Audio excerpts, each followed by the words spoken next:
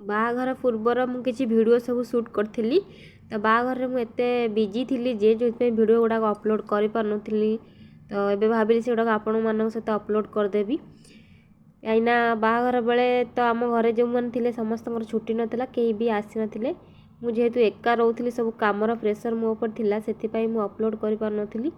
तो ये भावुँ गोटे गोटे आपण को सहित शेयर करी अपलोड करी आपण मैंने निश्चिंत देखिए भल लगे सब्सक्राइब और लाइक भी करेंगे। भावुची घर कम गुड़ाक केबेठू पूरा पेंडिंग पड़ी तो भाविली घरे अच्छी से कम गुड़ाक सब कंप्लीट करदेवी। तो से अनुसार टे व्यस्त रही जाइए घर कम सका 5टा है केजर कुहुड़ी पड़ी देखो ये पूरा मुझे लेक्चरशिप प्रिपेयर करुँची जेहेतु मोर एग्जाम अच्छी।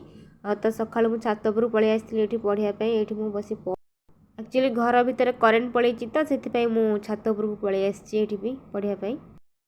एबे आम बगीचा जा फूल आने आसन देखा आम बगीचा केमतिया है। एक्चुअली ठाकुर पूजा करने मुझे फूल नाक आसती आम बगीचार फूल गुड़ा लगी देखु केते सारा कुसुम फूल गुड़ा लगी आपण मानकर कहार एमती सब लगे निश्चिंत जनइबे। देखु पूरा केते मंडा गेंडू सब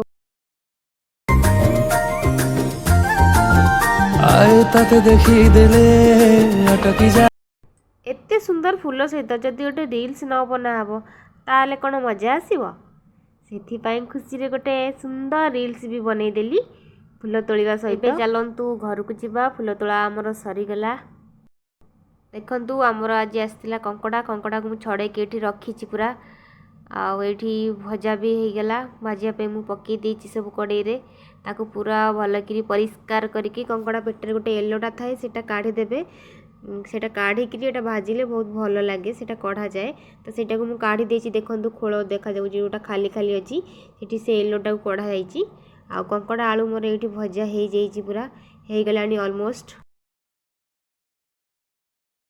ये मसला आमर कषा हो गला देखो मोर मसला पूरा कषा चलती आ केते जोर धुआं बाहर देखु मसला कषा चलती मु आउ मो बापा दिज ही खाइबू कहीं आम घरे आउ कई आइंस खाती आम घरे समस्ते पूरा भेज से आम घरे आइंस पशेनी मु बाहर चूल्हा रखिक देखो रोषे करुँची मो माँ आइंस टोटाल ही घरे पूरे दिंती।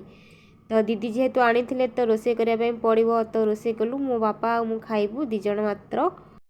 ये पूरा कंकड़ा पूरा तरकारी रेडी पूरा पानी दिखाई पूरा अल्प हो जाइए मोर आ मो बापा दिज मानिया पूरा झोल रेडी।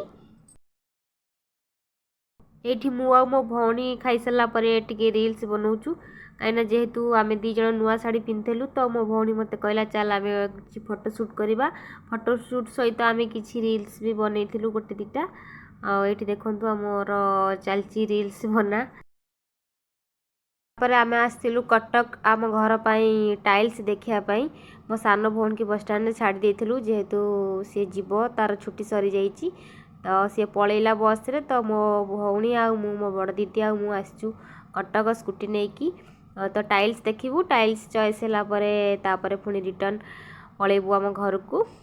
देखु ब्रिज ये केते सुंदर देखा जाउची तो मो दीदी चलाऊँगी जेहेतु मु पछरे बसी तो वीडियो शूट करुँची आ भाविली ये सुंदर ब्रिजटा को आपण मान सहित शेयर करी तो से मुझे ब्रिजटा को भी टिके नहीं आसिली मो वीडियो रे।